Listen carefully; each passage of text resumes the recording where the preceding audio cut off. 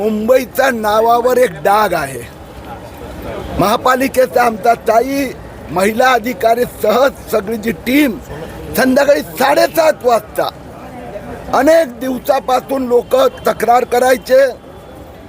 त्या फेरीवाला माफियांना हलवण्यासाठी आले. त्यांच्यावर ज्या पद्धतीने त्यांच्याची वागणूक झाली आहे, मारण्याचा प्रयत्न झाला.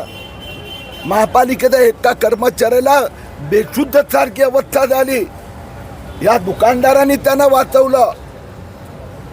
यांना आम्ही सोडणार नाही.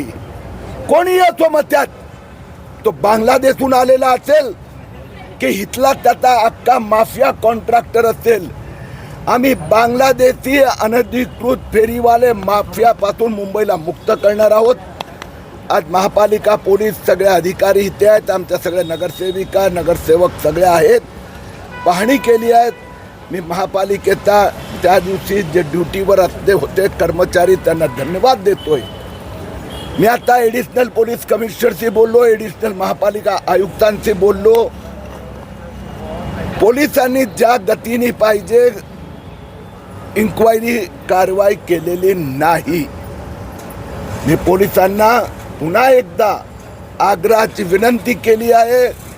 यात जो हक्क आहे, अजूनपर्यंत तुम्ही तिथले जे 4-5 टपोरींना पकडून बसलेत, मी समाधानी नाही. त्यांच्या मागे कोण आणि ते किती दिवस, काय परवाच नव्हते आले, अनेक महिने बसतात. तो कोण इथली हप्ते वसुली करतोय? मग महापालिकेचा ऑफिसर असेल तर त्याची चौकशी झाली पाहिजे, अशी आमची मागणी आहे. सर, आपण गेला होता का असा आरोप आहे का कर्मचाऱ्यांसोबत?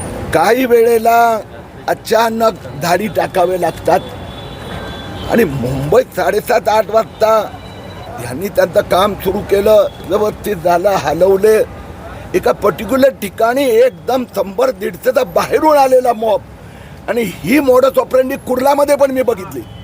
कुर्ला पश्चिम स्टेशनला असंच भारतनगरमधून तो समीम माफिया त्यांच्याबरोबर 100 लोक आले होते. आणि आमचा जो तिथला दुकानदार असोसिएशन सेक्रेटरी त्याला मारलं, ICU मध्ये ॲडमिट कर. म्हणजे मोडस ऑपरेंडी आहे. इथे जे फेरीवाले बसले होते त्यांनी थोडं प्रतिकार, पण 100चं मोब बाहेरून आलं. अतुल भातखळकरांनी सांगितलं ते कुठला क्रांतीनगर बांगलादेशी माफिया जो गुंड आहे त्याचा मोब होता.